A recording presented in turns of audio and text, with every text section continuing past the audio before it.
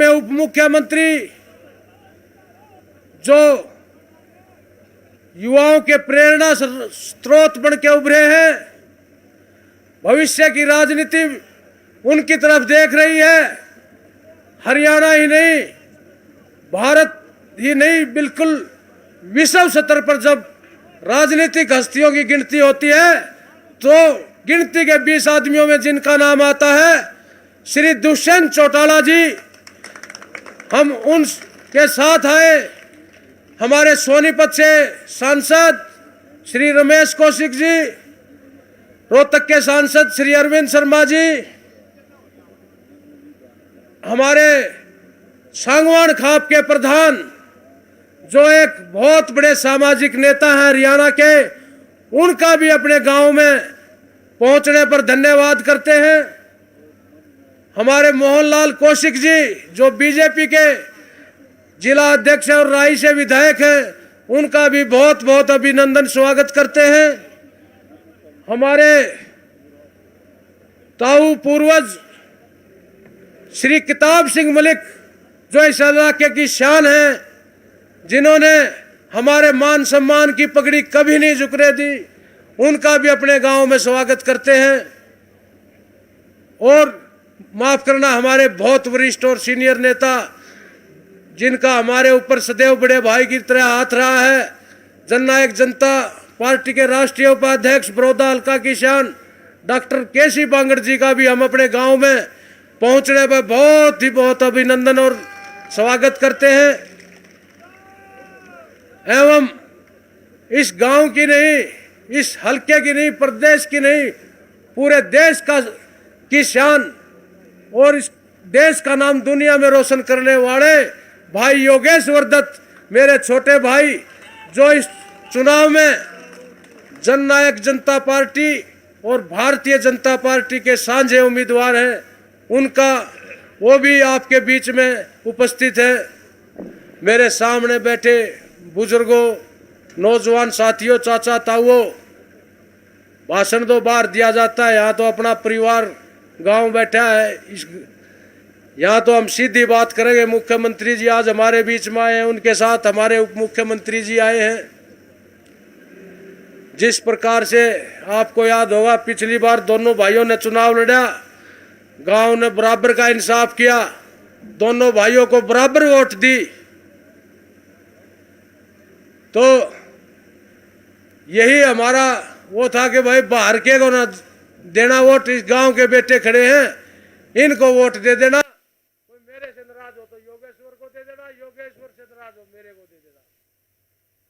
आज वही स्थिति है गांव की, इसमें कोई वो नहीं। गांव ने हमेशा एक रिकॉर्ड बनाया है, भाईचारे की मिसाल दी है। जब भी हमारे गांव का प्रत्याशी आता है, मुख्यमंत्री जी आपको मैं बताना चाहूंगा, तो हमारा गांव एक तरफा मतदान करके गांव के प्रत्याशी को वोट देता, चाहे वो किसी भी पार्टी से हो। एक बार भाई हमारे जितेंद्र काड़ा 2005 में मायावती से टिकट ले आए, तो उनको भी गांव ने 5000 वोटों में से 4500 वोट देकर एक तरफा वोट देने का काम किया था।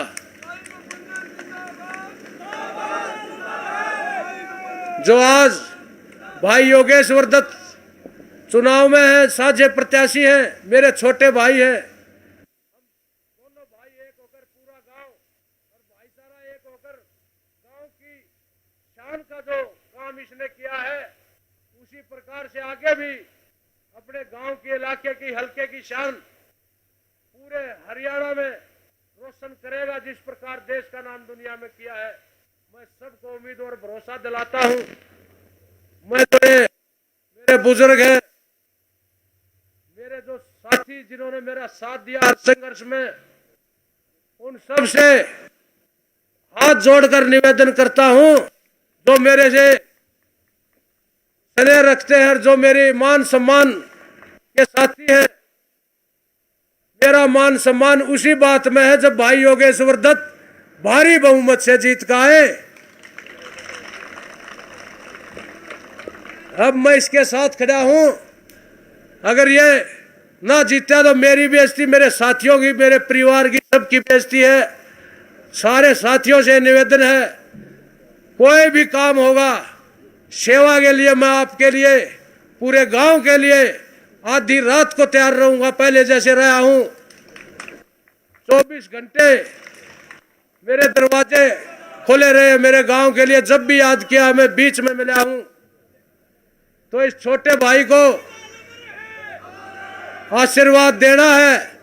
जिस प्रकार गांव का इतिहास रहा है, गांव का कोई भी बेटा जब मैदान में आया तो एक तरफा वोट देने का जो अपना इतिहास है वो फिर से दोहराना है।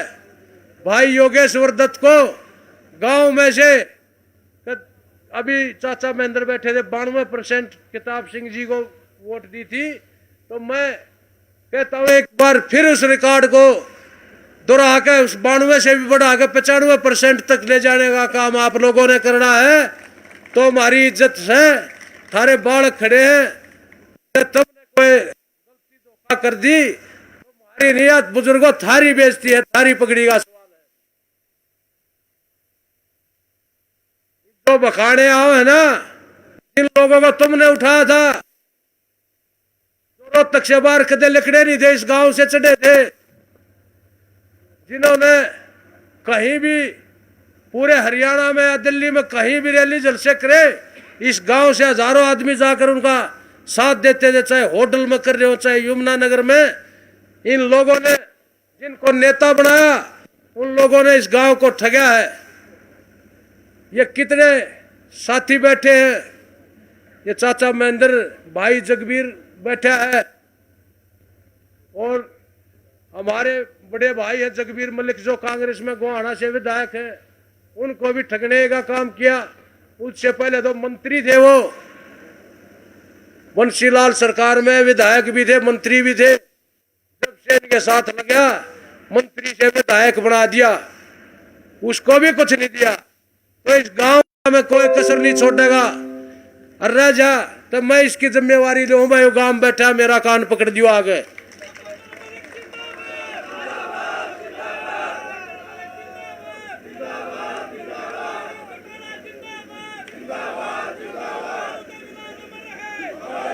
कांग्रेस पार्टी की बात सुन लो, लंबे समय से रहा हूं, मुझे पता है वो कोई उनकी चालों का, हर एक चाल का पता है। कोई चुनाव नहीं लड़ रहे, उन्होंने तो एक ऐसे एक खाली रखने के लिए, जिस प्रकार बस अड्डे बस खड़ी होती है और बैठ जाते, बस चलने से पहले एक बार बस चलेगी, जब बैठेंगे आ गए, अपना चादर या रुमाल सीट पर धर के चले जाते हैं। बस चलेगी, जब आगे बैठेंगे तो वो तो एक अपना सीट ढूंढने वाली बात है। उन्होंने प्रत्याशी प्रत्याशी कुछ नहीं उतार रखा ना। चुनाव जीतना चाहते हैं, वो तो एक फॉर्मेलिटी कर रहे हैं। चुनाव जीतना होता तो उनके पास एक से एक मजबूत प्रत्याशी थे, सबको ठका। अपने गांव का भांजादा कपूर उसके लिए क्या करी, कहीं का भी नहीं छोड़ा। अरियो किशन सिंह सांगवान जी का बेटा, 6 MLA रहा उसका लड़का, सबको किसी को नहीं बख्शा। उन्होंने तो सिर्फ अपना ये जो तार रखा है, उनकी राजनीति हम समझते हैं सारी बात, ठगने आएंगे और कोई उनके पास दूसरी बात नहीं है। जो हमेशा से इस इलाके के साथ धोखा किया, हम कितनी बार गए भाई, गांव में पानी की समस्या है। ये भाई जगबीर भी बैठा है यहाँ भैंसवाल गांव में, हमने रखी थी मांग, भाई हमारा पानी बढ़ाओ, रजभाई को चौड़ा करो। पहली बार ऐसा आता है, पूरा गांव बैठा, हमारे रजभाई को भीड़ा करके दे। जितना पहला पानी था वो भी नहीं छोड़ा था। मैंने खुद जब चौधरी भूपेंद्र हुड्डा जी मुख्यमंत्री थे 2011 में कहा था कि मेरे गांव में लड़कियों का कॉलेज बनाओ। उन्होंने मेरे कहने से गोहाना जनसभा में रैली में घोषणा कर दी, भैंसवाल गांव में लड़कियों का कॉलेज होगा। लेकिन बनाया कहाँ, वो जसैया में जा गए। घोषणा तो भैंसवाल की करते थे, काम वहां करते थे। तो जो आज हमारे मुख्यमंत्री जी और दुष्यंत जी जो समय समय पर हमारे इलाके के कामों के लिए हम जाते हैं इनके पास, तुरंत हमारे काम करते हैं। जितना पैसा इस सरकार ने दे दिया 1 साल में, आज तक सारों का मिला के भी नहीं आया होगा। 42 करोड़ तो दुष्यंत जी ने सड़कों के लिए मंजूर करा। 60-65 करोड़ पंचायतों को भी दिए हैं। और जो कॉलेज की मांग थी भाई योगेश्वर ने और हमने मिलकर ये लड़कियों का कॉलेज जो मंजूर करवाया, जो एक सपना था हमारा इस गांव का, इस इलाके का, गांव गोहांड का। हमारी बेटियां रोहतक जाती थी या सोनीपत जाती थी, जिनको हम वहाँ नहीं भेजना चाहते थे। अब यहाँ हमने हमारे गांव में ये कॉलेज खोला है। इसके लिए हम मुख्यमंत्री जी के बहुत ऋणी है पूरा गांव। आपका हाथ जोड़कर बहुत बहुत धन्यवाद करते हैं मुख्यमंत्री जी, जो हमारे गांव को कॉलेज दिया। और जो पानी की समस्या के लिए डॉक्टर बांगड़ ने आपको बताया, हमने मांग रखी थी ये 17.5 करोड़ की लागत से, जो हमारी 2000 एकड़ जमीन बंजर हो गई थी पानी की वजह से, उसमें पानी लगाने का काम किया है। ये हर घर को जो फायदा पहुंचाया है मुख्यमंत्री जी, ये सदा सदा तक बात याद रखी जाएगी। श्री मनोहर लाल जी ने भैंसवाड़ गांव को पानी दिया था, इसके लिए जब तक सूरज चांद रहेगा आपको यहाँ याद किया जाएगा।